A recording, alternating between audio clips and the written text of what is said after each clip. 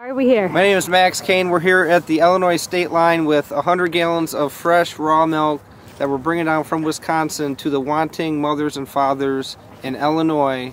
We're going to break the federal ban against interstate transportation, commerce, and distribution of raw milk for human consumption. And I'm very excited about it, and I look forward to you bringing a Raw Milk Freedom Riders event to your hometown. Woo! Raw milk freedom! We're about to make history. We got 70 gallons of milk coming down from Wisconsin to be distributed in Chicago. And we're going to see if the FDA shows up.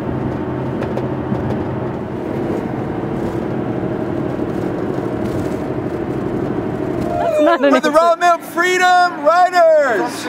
From Wisconsin to Chicago, we're bringing 100 gallons of raw milk down, and we're hoping the FDA shows up to celebrate and have a toast of milk and cookies with us.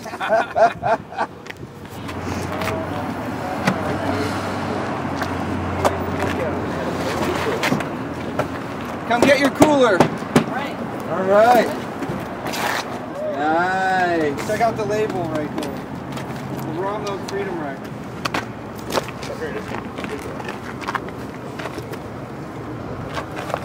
Or turn it so you can see one. Cool. Oh, they're all upside down, right? Yeah, that one's good.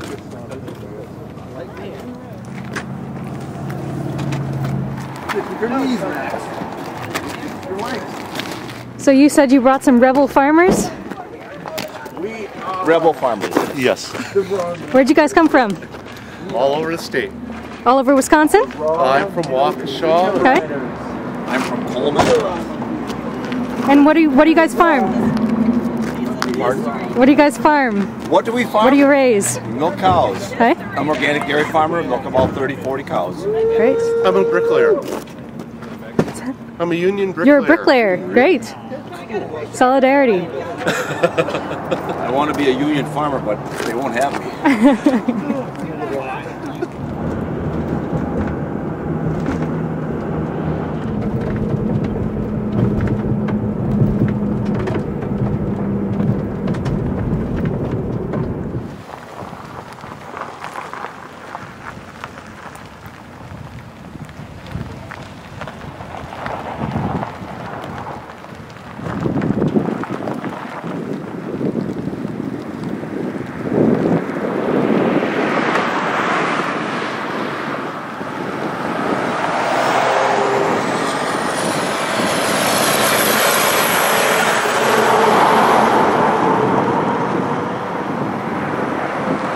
I am here today because Speak louder, we got cars. I'm here today because I love raw milk and I love freedom. Woo! I've been drinking raw milk for 26 years. I'm 46 now, so I started when I was 20. And we came up here to Chicago and we went to see the Farmageddon premiere, and we've been here ever since, just raw milk freedom, raw milk freedom, raw milk freedom, and we just travel around the country helping in many events as we can to wake people up so that it's not only raw milk freedom, it's food freedom. And if we don't start waking people up, none of us are going to have anything. Let's just see a quick show of hands. Swing the camera around. Let's just ask the question. How many of us right now are willing to go to jail for our freedom? Let's see a show of hands. Yeah! That's what it's all about. Or die. Freedom! Live free or die.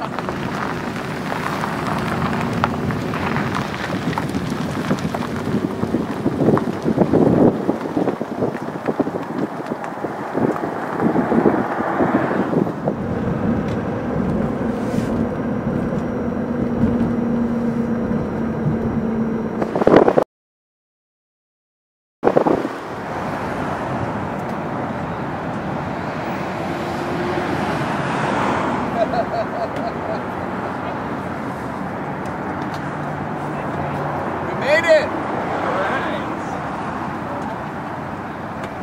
God, it's cold. Wow, they're all here. Woo!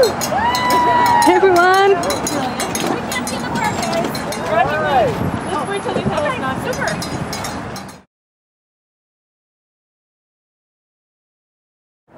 To present our first speaker, Mr. Michael Badnarik. whose reputation in my eyes precedes him.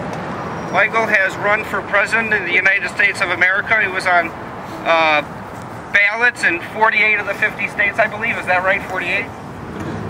My first question, who owns your body? I do. Okay. Can you prove it? Ooh. When people say I own my body and I ask them to prove it, they kind of stare at me because, well, they pretty much feel like that was the proof. And I can understand that. Your answer is correct. You own your body.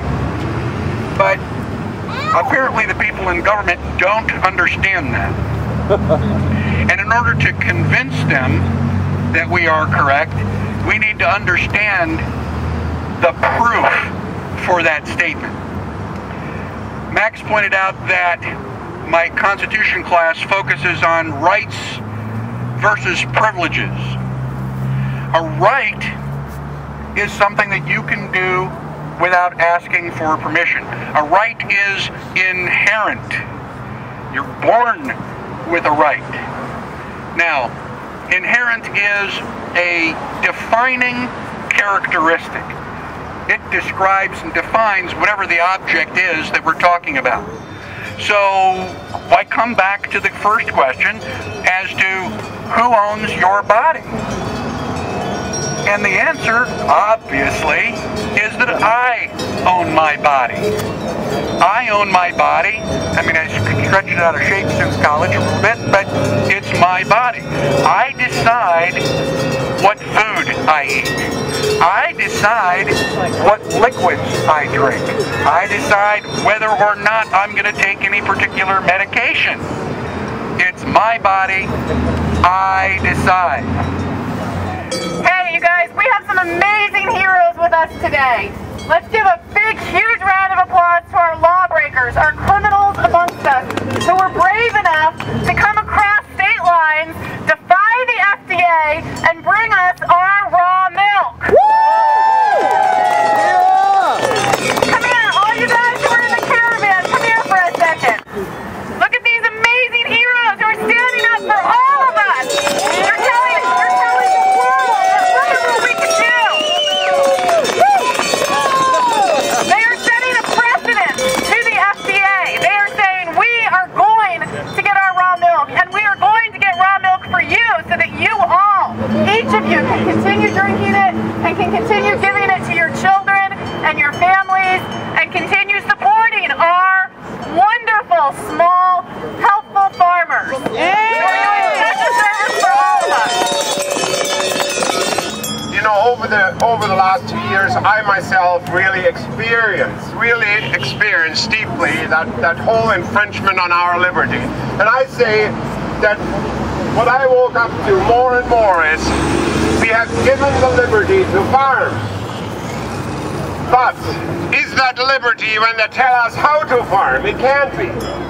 They have given us the liberty to eat what we want, but they have given us the liberty to eat, but not the liberty to eat what we think is right for us. And that is, I think, where we really start to struggle to understand what is liberty.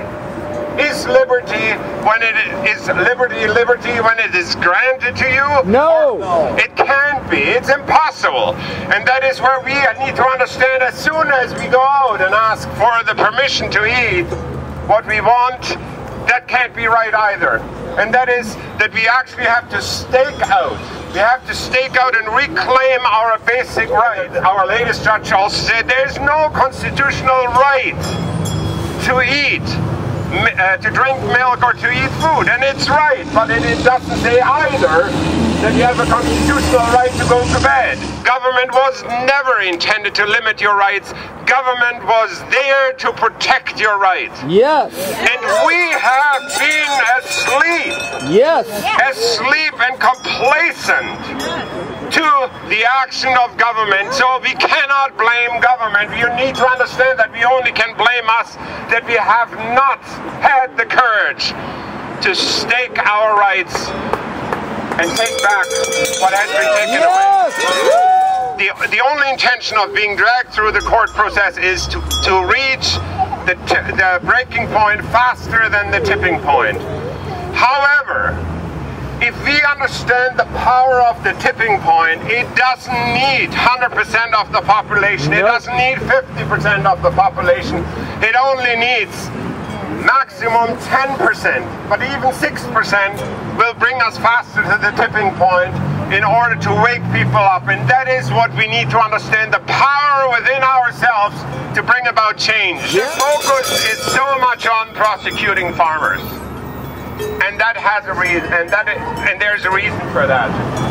The reason is that there's less than 2% left who are actually providing the food. Less than 2% of the population which is capable and able to grow food. So it is easy to take them out. First, they took out the natives. Who were caring for the land, who had the interconnection to the land. Now they're taking out the farmers who are looking after the land. And what is left is nothing else as a dead corporate culture destroying the land, destroying the food, and destroying our mind. That's and right. that is why that's why I think farmers cannot fight this whole battle by themselves. They need the mothers, they need the people. It is you who need the milk. It's not the farmers. Farmers can drink their own food. That is why you need to understand that you have to start to sacrifice so many things in your life in order to secure what needs to be secured. And that is your food and the right to your own body. That's right. Like Michael Badnarik said. Who owns your body? We do. Who owns your body? We do. Who owns your body? This guy literally has to know the scene better than anyone else, probably, besides maybe Pete Kennedy is up there with him. Every time there's a topic, something new happens, he's on the phone, he's at the scene, and he's informed and giving people the information we know. I don't remember when I gave up the right to my body. I don't know. I don't remember signing that paper. I don't know when it happened. Things we're going to have to do is we're going to have to get friendly with our sheriffs. Yes. And some of the farmers are starting to do that. We saw an example of that just the last couple days with David Hochstetler in Indiana. Yes. He became friendly with his farmer, with his sheriff, and it resulted in a federal grand jury subpoena against him being canceled. The government, in effect, said because he is a sole proprietor, he can distribute milk across state lines. I don't know if they realize they said that, but that's in effect what they said. Something else we're going to have to do is we're going to have to push for our local politicians to pass food sovereignty laws. Then it started to happen. It started up in Maine. It spread to New Hampshire and Vermont, and there's another one. There are some in Massachusetts, I know, and there are going to be others, and probably have been others that have been proposed in other parts of the country. But those food sovereignty proposals and ordinances are very important. They not only deter the FDA, but they educate the local politicians as to what's at stake here. The last thing we're going to have to do is we may actually have to put ourselves on the line.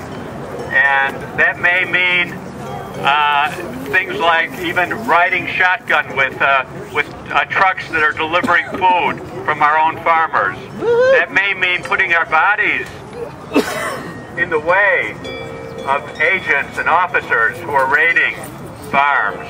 That you need to realize that the glass of raw milk has become the symbol of the food rights movement, and we should be proud of it. Yes! Here to the food rights movement. Yes! Okay.